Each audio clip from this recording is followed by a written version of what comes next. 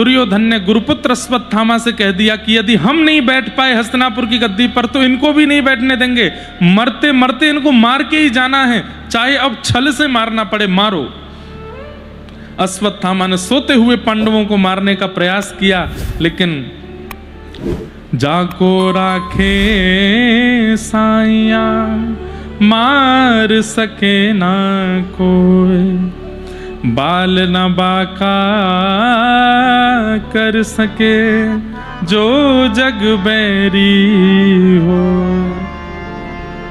जिसके रक्षक सुदर्शन चक्रधारी हैं उसका कोई कुछ बिगाड़ नहीं सकता।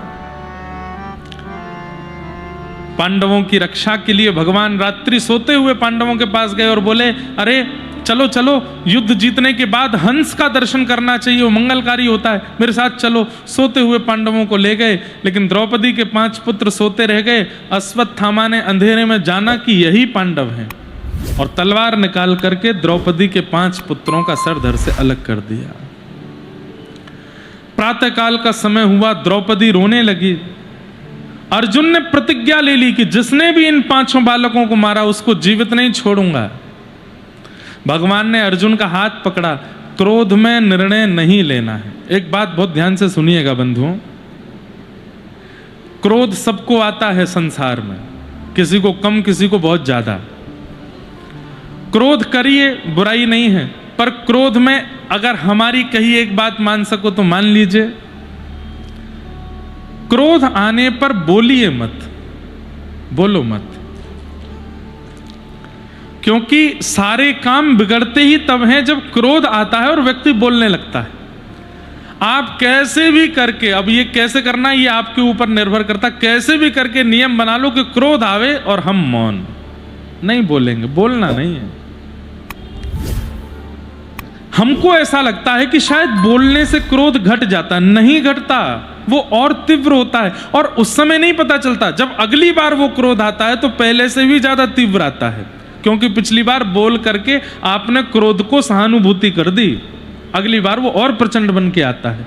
लेकिन क्रोध आया, अब वो आपके आंख में, नाक में, कान में, जीभ पे सबसे ज्यादा उछलता है क्रोध। बोलो, कुछ तो बोलो, कुछ तो निकालो, कुछ तो शब्द बोल दो।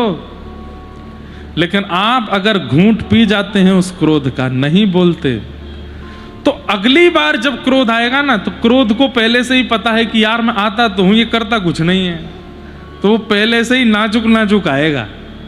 और दूसरी बार भी कुछ नहीं किया तो तीसरी बार और नाजुक आएगा, चौथी बार तो क्रोध कहेगा भाड़ में जा, मैं आ ही नहीं रहा हूं, अब आऊंगा ही नहीं, तेरे को जो करना है तू कर ले। ये एक प्रक्रिया है, ये एक एक्सरसाइज है कि आप क्रोध आवे बोलो मत, शांत हो जाओ, मौन हो जाओ, नहीं बोलना। काम, क्रोध, लोभ, मोह, द्वेष, अभिनिवेश, अहंता, ममता, चिंता, ये बढ़ती कब हैं? जब इनके आने पर हम इनको प्रायोरिटी देते हैं। घर पे आए मेहमान को अगर चाय दोगे, नाश्ता दोगे, समोसा खिलाओगे तो अगली बार फिर आएगा, लेकिन घर पर आए हुए को पानी भी नहीं पूछोगे, अगली बार थोड़ी आएगा वो। ऐसे शरीर में आए हुए दोषों को जब आप प्रायोरिटी देते हैं, उसको, अब किसी बात की चिंता हुई आपको, चिंता होते ही आप सोच में बैठ गए, आपने नींद उड़ा दी, भोजन नहीं किया, जल नहीं पिया, तो चिंता को क्या लगेगा? जरूरी है हमारे यात्री सो नहीं रहा है, हमारे यात्री पानी नहीं पी रहा है, हमारे यात्री भोजन नहीं कर रहा है, तो वो चिंता और प्रचंड होती चली जाती है। लेकिन चिंता की कोई बात हुई और आप तान दुपट्टा सो गए, एक रोटी ज्यादा खा के, पानी पी करके, दूध देखने वाले आश्चर्यचकित हो रहे, चिंता की बात है, ये खा पी रहा है? इनकम टैक्स वाले छापा मार रहे हैं और ये कह रहा है पिज्जा मंगाओ, पूड़ी बनाओ भाई, बढ़िया वाली लस्सी लेके आओ, उसमें बढ़िया चीनी डाल के, तो चिंता चिंतित हो जाएगी। ये कैसा आदमी, हम इसको परेशान करने आए और ये कुछ हो ही नहीं रहा है। अगली बार वो आने से कतराएंगे। तो काम, क्रोध, लोभ, मोह, ईर्ष्या, द्वेष, ये संतों के पास नहीं आते क्या? आते हैं, पर संतों के पास सत्संग का बहाना है। अब 12 बजे अगर मुझे कोई चिंता हुई हो, मैं 3 बजे तक उसको बैठा नहीं सकता, मुझे 3 बजे कथा करने जाना ही है, तो चिंता कहती है यार इस पे आने का कोई फायदा ही नहीं है, ये पूरा दिन तो सत्संग में ही निकाल देता है, कथा में चला जाता है, हंसता है, खेलता है, गाता है, चिंता को ही जाना पड़ता है, हम परेशान नहीं होते। तो ये एक्सरसाइज है क्रोध के प्रति, काम के प्रति, लोभ के प्रति। जब जब वो आवे उनकी तरफ ध्यान ही मत दो। कोई काम घर में ऐसा हो रहा है जिससे आपको क्रोध आएगा, मत देखो, वो काम करने चले जाओ जिससे अच्छा लगता है, क्योंकि क्रोध आने वाली क्रिया देखोगे तो और कष्ट होगा। अनंत बलवंत श्री हनुमान जी महाराज की जय हो। आज महाराज जी चुपचाप आ रहे थे। क्रोध में निर्णय नहीं लेना है, बोलना नहीं है। भगवान ने अर्जुन को रोका, लेकिन अर्जुन ने फिर भी प्रतिज्ञा लेकर के कह दिया कि मैं इन बालकों के हत्यारे को जीवित नहीं छोड़ूंगा। भगवान ने हाथ पकड़ा, बोले अर्जुन नहीं नहीं नहीं नहीं। अर्जुन ने हाथ झड़क दिया, बोले अब तो मैं जीवित छोड़ूंगा ही नहीं जिसने इन 5 बालकों को मारा। जब बाद में पता चला कि वो हत्यारा अश्वत्थामा है, पकड़ करके लाए। जैसे ही अश्वत्थामा को मारने की प्रतिक्रिया करने लगे, द्रौपदी ने कहा उवाच चासहन्तस्य बन्धनानयनं सतिं मुच्यतामेष ब्राह्मणो नितरां गुरु। द्रौपदी ने कहा इसको मत मारो। अर्जुन बोले क्यों? बोले कौन है, देख नहीं रहे हो? अश्वत्थामा हमारे गुरु पुत्र हैं। ये जिन गुरु ने तुमको धनुष उठाना, बाण चलाना सिखाया, खड़े होना रणभूमि में सिखाया, उन गुरु के पुत्र को मारोगे? ये हमारे गुरु पुत्र हैं, पहली बात। दूसरी बात, ये ब्राह्मण हैं, हम क्षत्रिय हैं, ब्राह्मण को मृत्यु दंड देने का अधिकार नहीं है। तीसरी बात क्या? यह भी किसी मां का बेटा है। मैं अपने पुत्रों की हत्या से बहुत आघात हुई हूं। एक मां को पुत्र के मरने पर क्या पीड़ा होती है, ये मैं सह रही हूं। मैं नहीं चाहती कि वो पीड़ा किसी और मां को, इसको मत मारो। और पांचवी बात, मेरे पुत्र मरे, अगर तुम ये बात कहो कि तुम्हारे पुत्र इसने मार दिया, इसको जीवित कैसे छोड़ूं?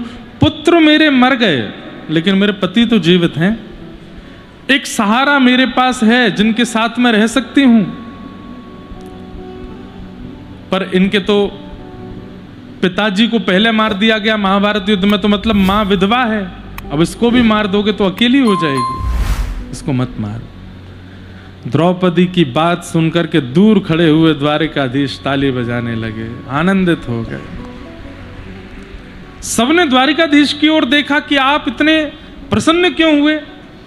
भगवान बोले अपराधी को दंड देना तो सामान्य व्यक्ति भी जानता है, पर इतने बड़े अपराधियों को क्षमा करना, ये तो द्रौपदी मेरी बहन ही जानती है। या तो मैं जानता हूं या मेरी बहन जानती है। बंधुओं, इस संसार में सबसे बड़ा क्षमाशील यदि कोई है तो वो परमात्मा है, भगवान।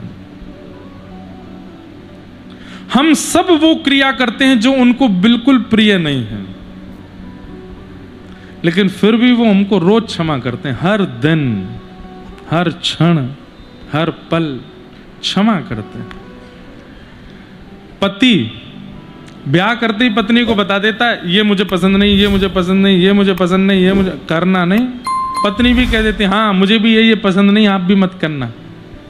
दोनों में से जरा ने एक बार भी किसी ने किया, सोई उनमें लड़ाई हो जाती है। लेकिन ठाकुर जी ने पहले ही बता दिया, निर्मल मन जन सो मोहे पावा, मोहे कपट छल छिद्र न भावा। मोहे कपट छल छिद्र न भावा, मुझे बिल्कुल पसंद नहीं है ये सब, लेकिन हम सब में कूट कूट के भरा है ये, और हर दिन करते हैं। कपट भी करते हैं, छल भी करते हैं, क्रोध भी करते हैं, काम आतुर भी रहते हैं, निंदा भी करते हैं, स्तुति भी करते हैं। उसके बाद राम जी के मंदिर भी पहुंच जाते हैं दर्शन करने के लिए। राघव जी जब हम घुस रहे होते हैं ना मंदिर में, तब राम जी को सब पता चल जाता है आज ये पाप करके आया है और इसके अंदर इतने दोष हैं। लेकिन जैसे ही हम सामने जाते हैं, राम जी के मन में दया आ जाती है, अरे आया तो है ना, चलो कोई बात नहीं, भूल जाओ, जो इसने किया सब क्षमा करते हैं, चलो भैया इसको पुजारी जी माला पहनाओ, लड्डू दे दो, प्रसाद दो, कृपा करो। क्यों? क्षमाशील है। हम लोग क्षमाशील नहीं है। हमें जो उचित नहीं लगता यदि किसी ने कर दिया तो महाराज 10-10 साल निकल जाते हैं, हम बात नहीं करते उससे। लेकिन ठाकुर जी क्षमाशील है, सब कुछ क्षमा करते हैं, सब पर कृपा करते हैं।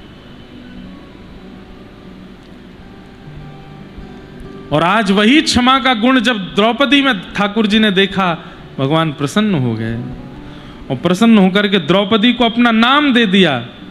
मैं कृष्ण हूं, मेरी बहन कृष्णा है, इनका नाम कृष्णा होगा, नाम दे दिया अपना। कितना प्रिय है भगवान को दया, क्षमा।